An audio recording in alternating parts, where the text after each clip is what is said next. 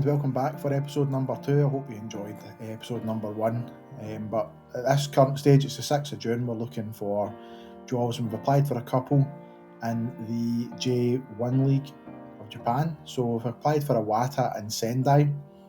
Probably the best way of getting the next stage of the challenge done. Now, Sendai are currently sitting bottom of the table, and Iwata are 4th from bottom. It's halfway through the season, so still some time left to save them, but I've applied for them. We'll see if we can have any luck with the applications. So we've gone through the interview process, and Sendai are now approaching us to offer us the job. So let's have a wee think about it. They are offering us a big transfer budget of 24 million with a really big wage budget as well, a lot more than what we're used to at Marumo Gallants. It's a decent wage and offer too.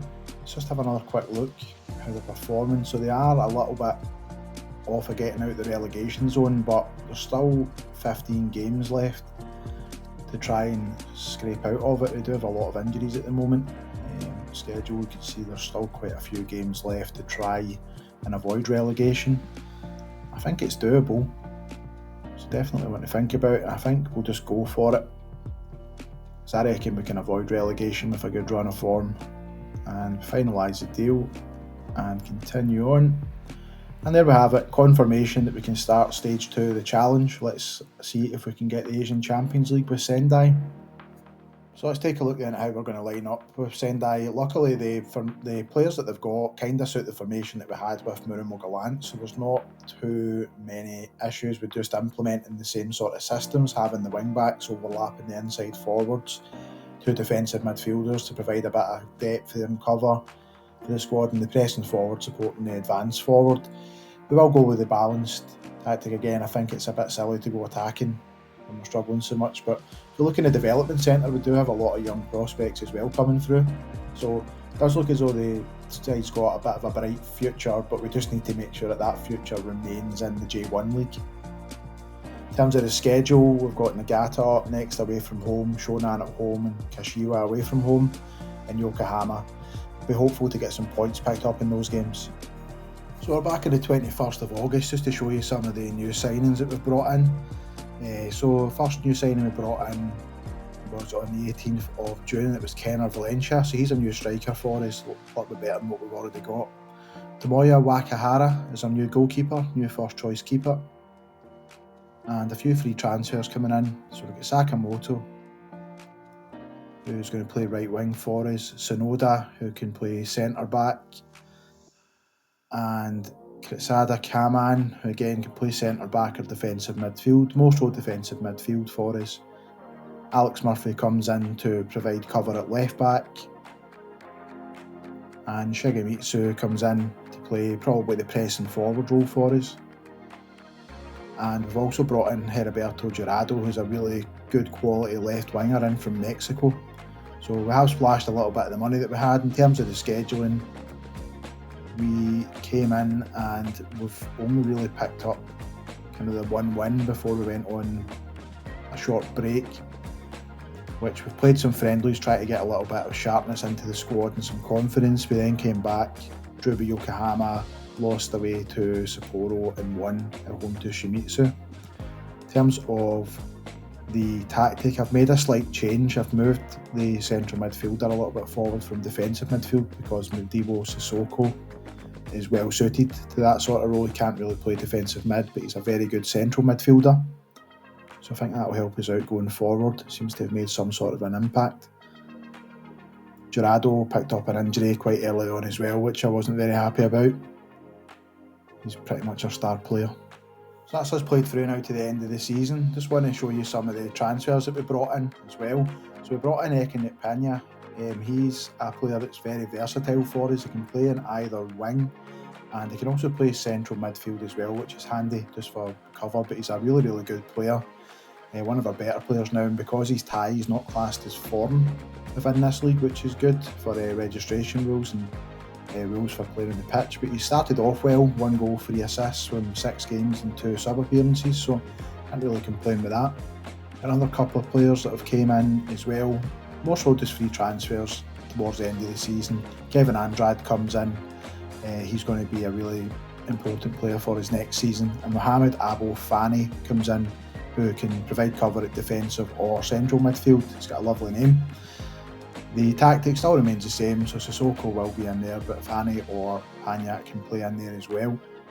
The end of the season, we went on a tremendous run. When we came back last, it was the win against Shimizu was the last result, but we did pick up a lot of wins, and we've managed to secure safety on 43 points, 6 points away from the relegation zone, so we managed it quite comfortably in the end up. Iwata was a side that we were looking to go to before. They've been relegated, so we've dodged a bullet there. If we're looking at the club info, something I never noticed when we first came, the landmarks, we actually do have a tycoon owner. Basically means we're getting money pumped into the club left, right and centre. So that's a happy bonus coming here. Should hopefully help to make this part of the challenge a little bit easier. As we can see here as well, he just keeps putting in little spikes of money now and again when we run out. So we do have some transfer budget, some wage budget to go for when it comes to the January window. If I show you the comparison to the rest of the league in terms of the salary, we're miles ahead of everyone else in terms of what we're paying, so I'd probably be a little bit embarrassed if we don't win the league this season, given how much money we are actually throwing at our players just now.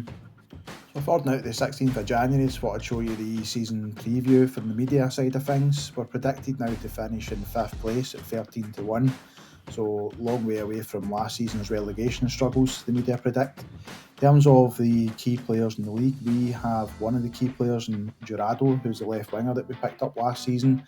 We need to go quite far down the list to find our next key player, which is Sakamoto, who plays on the other wing, so we do need to add a little bit of quality to the squad, I think.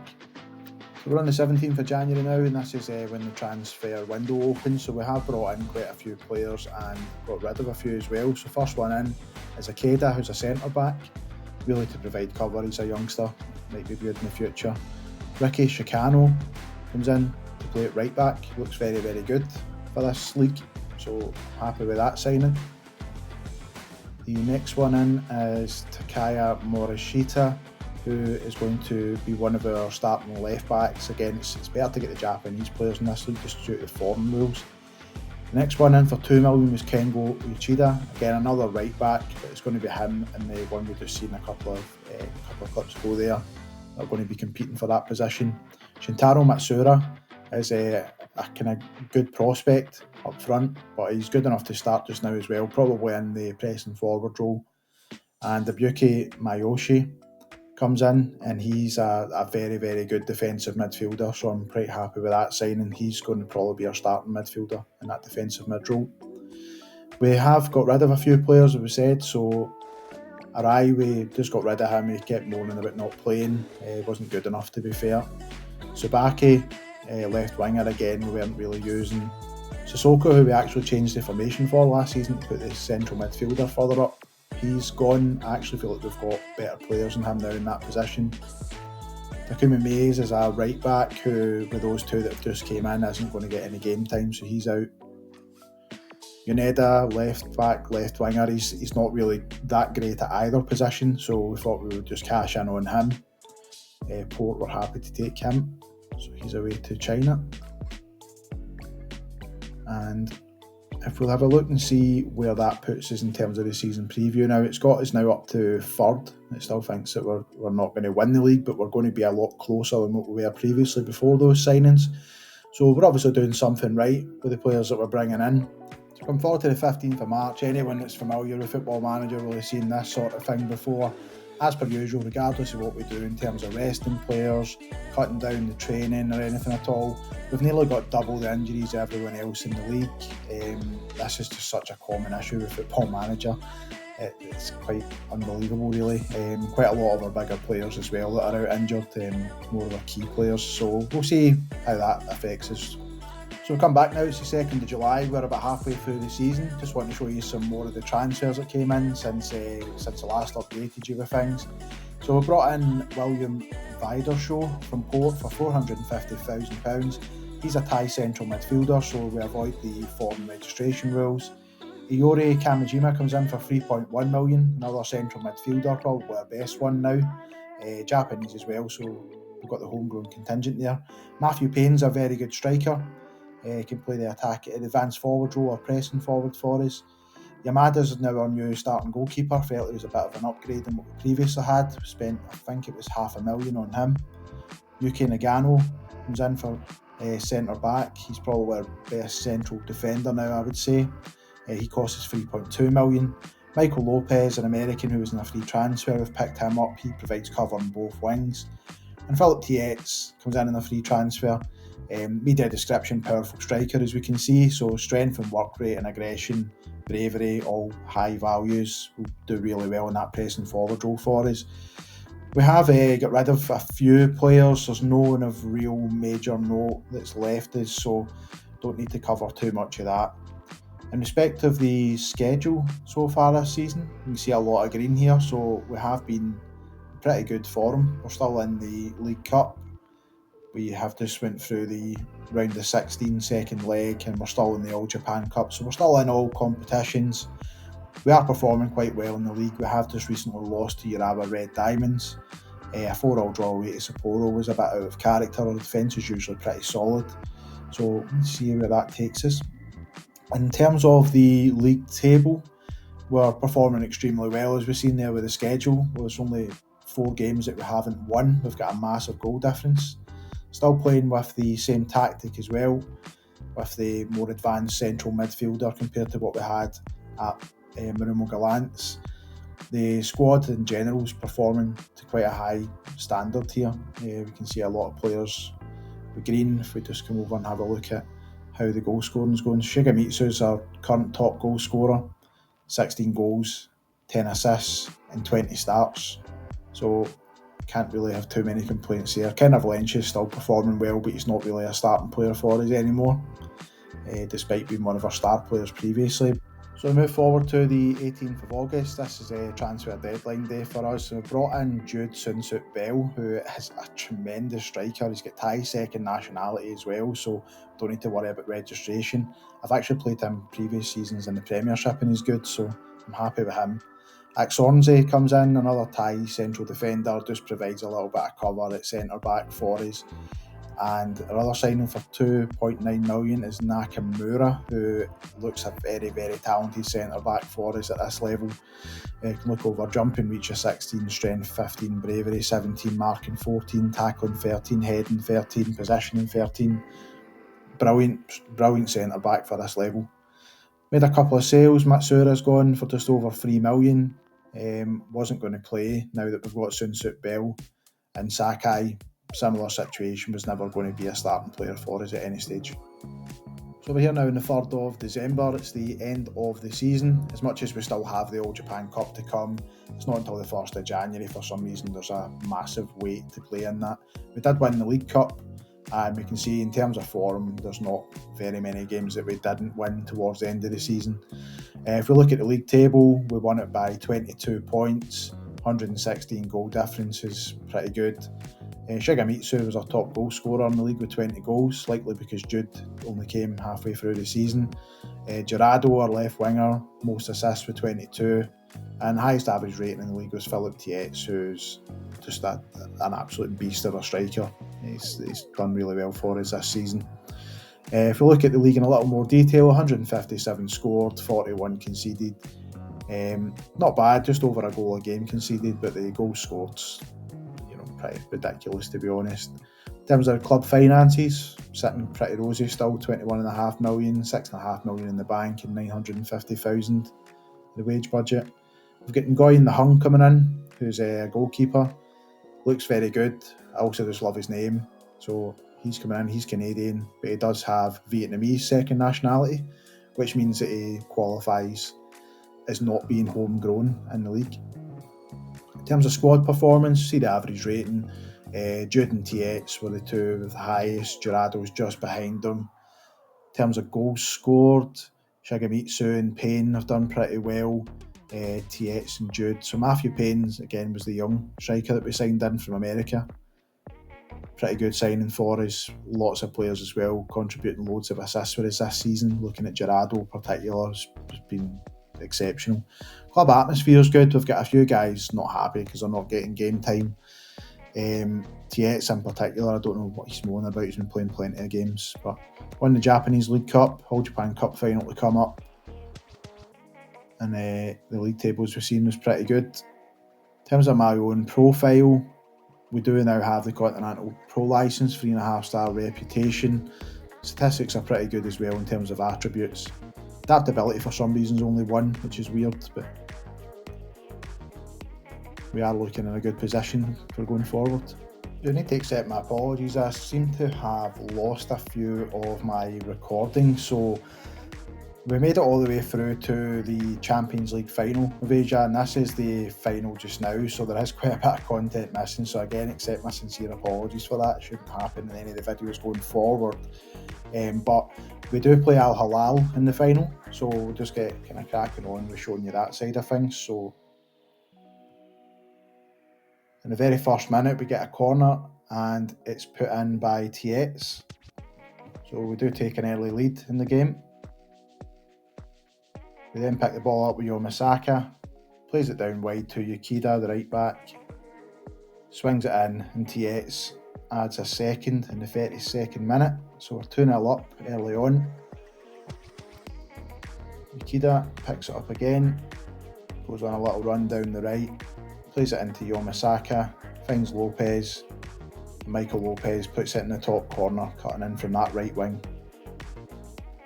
So 3-0 up after 41 minutes. We get a corner in the 51st minute. Rado swings it in, and Nagano puts it home to give us a 4-0 lead, and 4-0 in the first leg. So it's a second leg of the cup final today. We'll just get the team submitted and go through it. I think we're looking in a really good position here. You know, we're coming in with a 4-0 aggregate lead. We've got the lineup in there just now. So we've got Jude starting up front, Michael Lopez and Gerardo in the wings. We've got Salamakers and Kimmich and Ederson playing for Al Ahly again today. We'll just tell them to stay focused. Some of the guys didn't like that, a little bit stressed out, so let's just say that we trust them to make the difference and to make us proud, and that seems to have cheered them up a little bit. A wee bit sad there, weren't they? A wee bit stressed and anxious about things. So Al Hilal come in, not in the best of form. We come into the game in really good form. Obviously we'll have that confidence from the 4-0 win in the first leg, so it should be straightforward really. As long as we don't do anything really silly. I'm just going to sort out some of the settings here just to make things go a little bit quicker. I don't need to see the replays. So Al Hilal coming out here from the back. It's probably just a kick-off highlights, likely not to be much. Yeah, didn't think so. Yep, so first few minutes of the game, Nakamura's already picked up a booking, so that's a little bit worrying. Kimmich swings one in, and Ngoyin the Hung, our new goalkeeper, who I'm not actually showed you, I don't think, at this stage, makes a save anyway. But Vidarshow comes forward. He's lost the ball. He does take more risks, Vidarshow, in the position that he's in with his passes, so he can lose the ball quite a lot, but risk and reward, he does get rewarded quite often. So Vidarshow comes through here. Vidarshow's actually got the goal as well, so brilliant. Great player for us in central midfield, Vidarshow. He can also play in the right wing as well, so that versatility that he brings is really, really crucial to the squad. So yeah, we're 15 minutes in. We've not really done much else other than the goal. It's really Al Hilal's been performing pretty well in this game. More possession, more chances. They've actually 2 clear-cut chances that they've not converted, so we're kind of living dangerously as much as we're 5-0 up in aggregate. But yeah, we'll take that anyway just now. We can be a little bit lapsed, but Yomasaka's picked up a booking as well. Not ideal playing in defensive midfield. Al Hilal went through here and they've hit the post, so another little scare for us. But we're still 5-0 up. Nagano's picked up a booking, so that's both centre backs on bookings at the moment. Gerardo's just lost the ball there. I'll put it wide. We do live dangerous, so sometimes when our set pieces we only play one at the back, so we can get caught out at times, but I'd say most of the time having the extra bodies in there is worthwhile. So we started the second half then, we're 5-0 up again, as we said, in aggregate, looking pretty rosy at the moment, and that's fine, they've missed that one. So yeah, still only had the one shot on target in this game, which is quite worrying. Nakamura's gave it away in a stupid position, but he's recovered well here. Some Goyens playing it out from the back. Vidershaw's got his second of the game. 10th goal of the season. He's been really, really good for us this year. Certainly no complaints from me about his performance, but yeah, we're looking pretty good now, 6-0 up in aggregate. Played through again. And Jude's now got on the score sheet as well, so we're 7-0. We're on easy street. We can probably take the foot off the gas a little bit now. Guys, I said off the gas. Maybe not give the ball away. Salamaker's coming down the wing. Yeah, maybe not take it off the gas that much then. Salah's pulled a goal back. 7-1 in aggregate. Still not really too concerning at this stage. And Nakamura's now on the score sheet as well. I think that's his third goal of the season. So we'll make some substitutions now. We've got a few guys on bookings and a few guys struggling a little bit for fitness. Got a few players on the bench here that have really been crucial for us all season, so we'll give them a little bit of game time here in the final. Get Yamasaki off and bring Miyoshi on.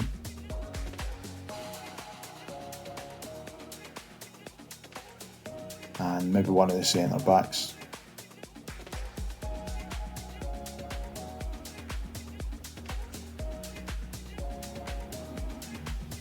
Right, so subs have went ahead. Hopefully that will just help us to calm the game down a little bit. And another corner here for Al Hilal. Why do we need to be so stupid? 8-1 up, giving away stupid penalties. So let's see if Ngoyen can make a save from Kimmich. No, but he's been sent the wrong way. No disgrace in that, I suppose. 8-2 still, so not really any major concerns still at this stage. The ball swung on and it's caught by the Hung. Plays it out for Nakamura. Again, we do try to play it out for the back quite a lot. We do try to play it quick as well.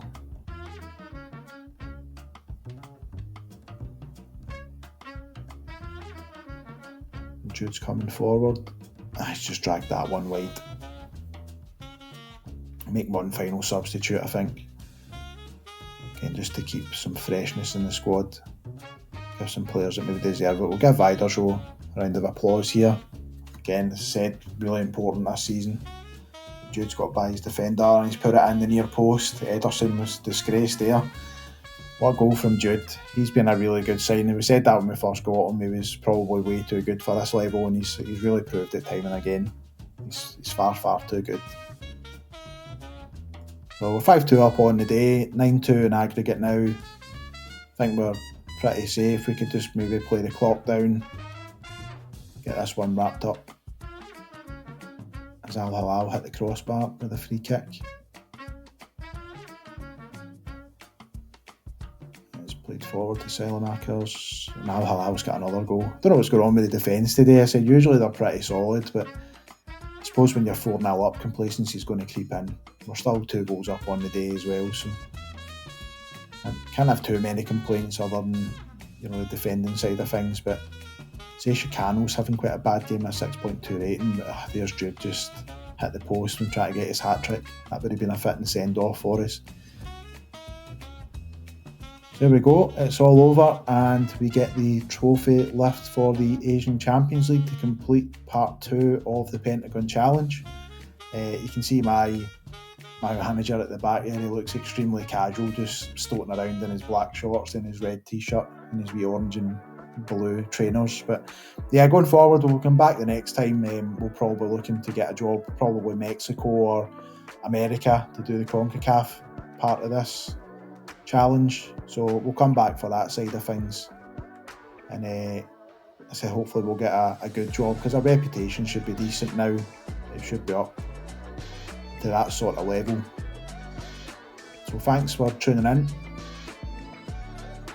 and if you can be bothered, please subscribe, like and comment on the video to help the algorithm. Thanks again.